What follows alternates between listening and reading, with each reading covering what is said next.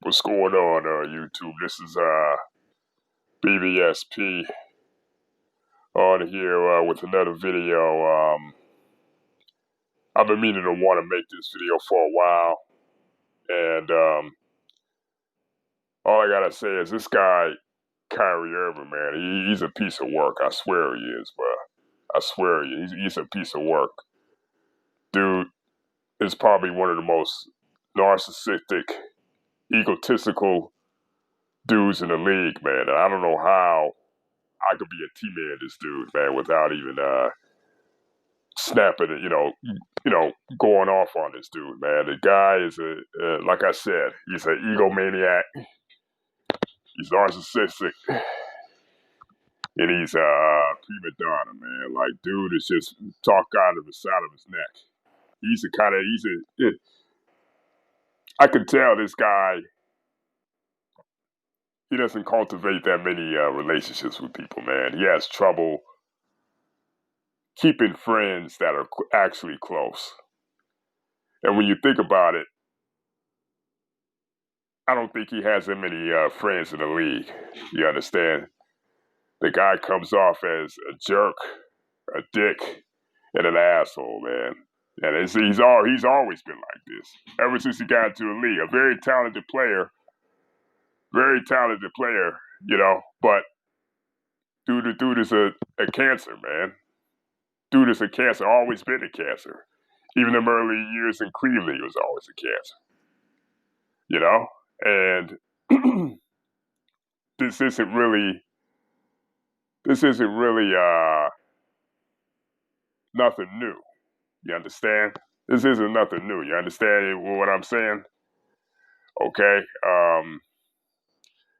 People say Kyrie, he's been a cancer, team cancer wherever he went. I agree with that. I agree with that. You understand? I mean, when you think about it, he's been doing this ever since he's been in the league, but he's been more low key with it. He was more low key, because when he first came into the league, right? He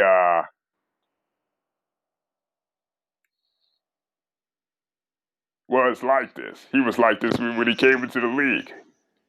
See, I'm in Ohio, okay? I live in Ohio. I'm not that too far from Cleveland.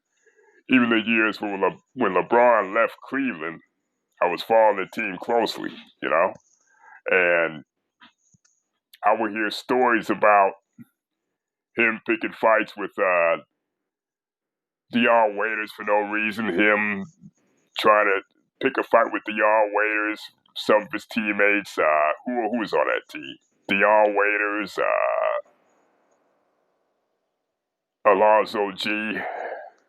He would pick fights with those players and get into arguments, being a dick, being an asshole to disrespecting Byron Scott, who was head coach at the Cavaliers at that particular time. I would hear various stories to where Kyrie was a straight up asshole to his teammates. And mind you, this is way before. This is his first couple years in the league, when they weren't even one of the top teams in the league. They were the bottom feeders in the league. And this guy was just putting up empty stats. And he didn't even make the playoffs his first couple years in the league. And he was doing this shit. So, this is, like I said before, this is all before LeBron came back. Fast forward to 2016, when Cleveland came back from that 3-1 deficit in the finals and won the championship. I guess because LeBron won Finals MVP, he felt a certain type of way because LeBron was getting all the attention, all the adulation, and he put up great numbers in the finals. He was definitely the second best player in that series. But I'm guessing the egotistical side of him thought he deserved Finals MVP and all the accolades that came with it. And I guess he started to feel a certain type of way once he saw LeBron get all that and then some. And you know what I mean? There's been talk that LeBron was behind a trade that was going to trade Kyrie Irving for Chris Paul. Now, I don't know how true that is. I think that's just a rumor started by the media heads out here. Because then again, that trade was involving Paul George and Kevin Love. The original trade was Paul George and Kevin Love. You understand what I mean? There wasn't Kyrie involved in that trade. But I think,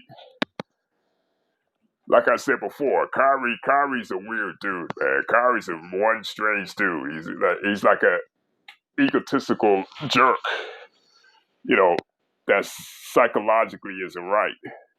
And I think he used that to kind of twist the narrative around to where it made it seem like LeBron was trading him. When actuality, they were actually trying to trade Kevin Love. Because actuality, Kevin Love really didn't fit. He really wasn't an accurate fit with Cleveland. When you think about it, him and LeBron and Kyrie played off each other. Kevin Love was a distant third. So because Golden State was so successful with the small ball, they tried to get smaller and trade for Paul George. I don't think the Cavs had any intention on trade for Chris Paul. Of course, a lot of stuff people put out there just to have news clippings and all that good shit. But back to Kyrie, right? 2016, 2017 comes and dude is all over the place, going around, sending cryptic messages and all that stuff and asking to be traded. Goes on national TV and basically airs out everybody on the Cavs.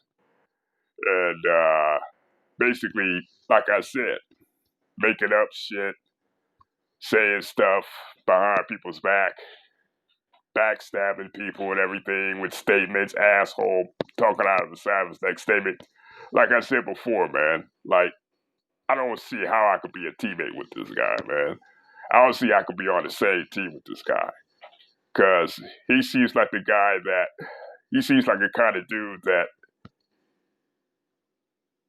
if you don't prop up his ego, he's got a problem with you.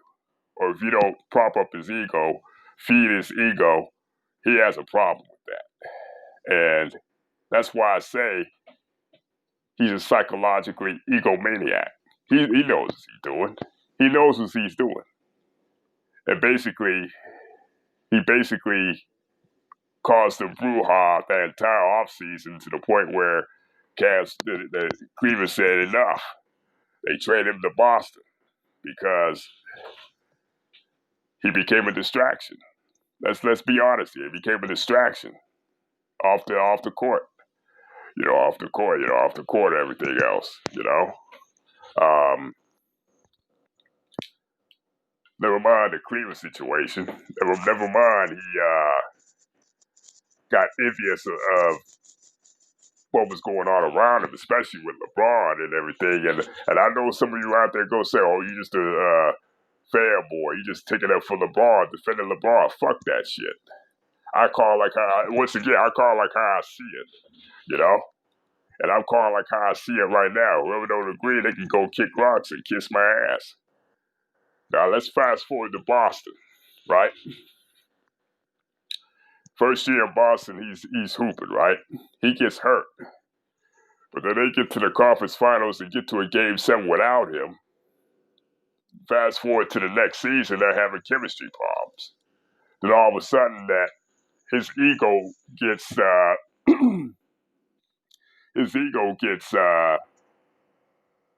bruised and crushed to the point where he's now using LeBron as a crutch to show up the young players, And it kind of became a distraction to them, and they saw within a year, not even a full season, they saw within one full season with this guy that This guy's a cancer, man. This guy's a distraction.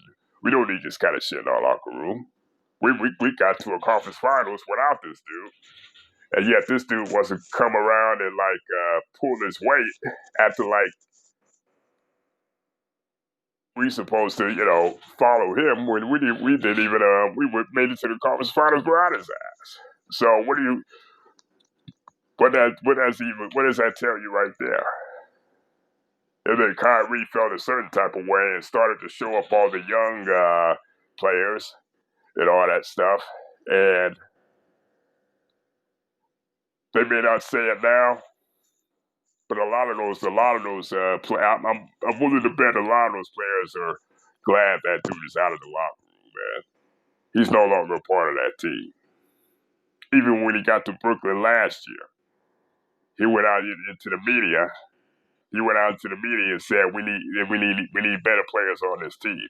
Basically, he called out the entire Brooklyn team, And like I said, man, this guy is a piece of work. Dude probably has a Hall of Fame career, but yet acts as though everybody should worship the ground he walks on. If you don't do that, you're an asshole to him. That's why I say he's a narcissist. People talk about LeBron and all his shortcomings, and I'm not saying he's guilty. He has his flaws, but people within the media, they seem like they've given Kyrie somewhat of a pass. Not saying everybody, and now he's doing this thing with the media where he's not going to talk to him this season. But then again, you're putting shit out there, especially this recent, talking the side of his next statement and shit, talking about, I never had a player. I finally have a player in Kevin Durant that I can rely on in the clutch. And we know who the hell you're talking about. We're talking about LeBron James and them young players in Boston.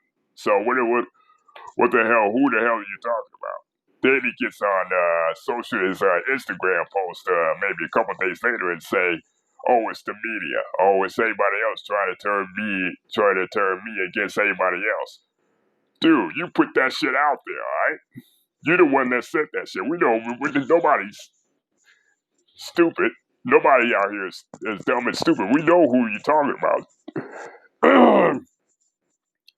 We know who you're talking about, man. So either you're actually that delusional, or you actually in your own little twisted world actually think we don't know who the hell you're talking about. Straight up. And I think people taking it out of context to was LeBron actually hurt by the comment? I don't think he was hurt where it said, "Oh, damn, how can he say that shit?" I think he was hurt to the point where, damn, I uplifted this dude, you know what I mean? But yet, this dude don't respect my accomplishments. This dude don't respect the fact that I uplifted him and helped him get to the promised land.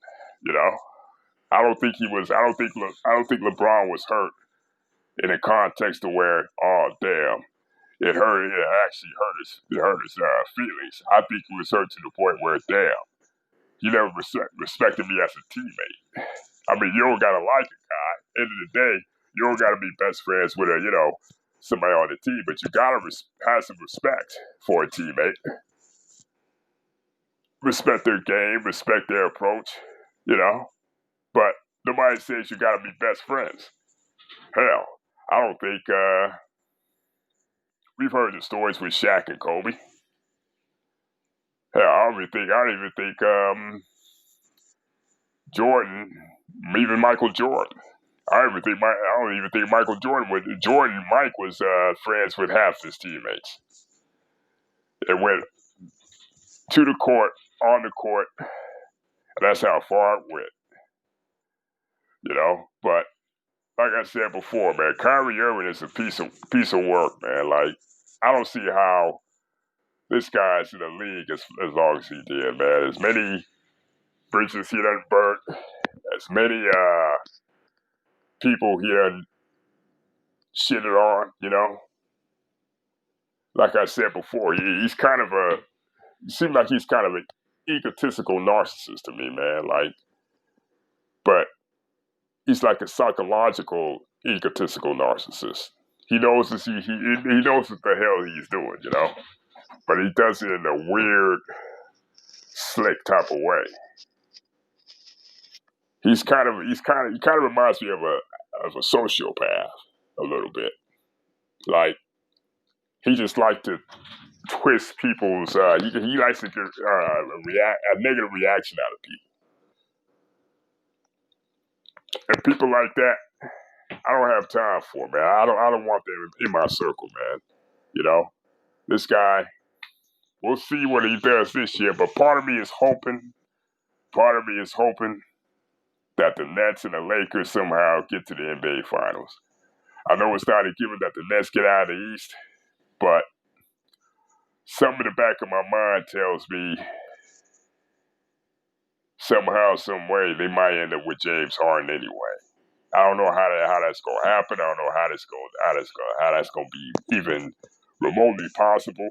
But I know they're gonna be trading some people. They're gonna have to part with a whole bunch of people. You know what I mean? But maybe I'm wrong, but I don't know. But I think they're gonna have to fight it. I'm hoping it's Nets and Lakers in the finals, man, because I want to see this settled on the court. A lot of this stuff is back and forth. He says, she says shit. It's some elementary high school shit to me, man. And I want to see it settled on the court once and for all, you know? I want to see it settled on the court once and for all, you know what I mean? Kyrie saying some slick shit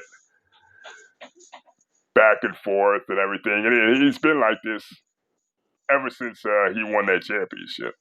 You know how people, success, the disease, and you know, Pat Riley always says, the disease is the disease of me. Seem like to me, like I said before, Kyrie has always been this egotistical narcissist to me. It seemed like ever since he won that championship, he got worse, you know? He got worse from my perspective. As far as low-key shitting on people, low-key with these mood swings, and low-key and talking out of the side of his neck, then swinging it back and forth, saying he didn't say it, you know? But, like I said, man, Kyrie Irving is one of the most narcissistic, hypocritical players in the league, man, and I don't see how people can fuck with this dude, man. A guy like that, me and him will eventually have to end up tussling or bumping heads or something, man. Because guys, cats like that, I wouldn't be able to be in the same room with that without us bumping heads. But tell me what y'all think.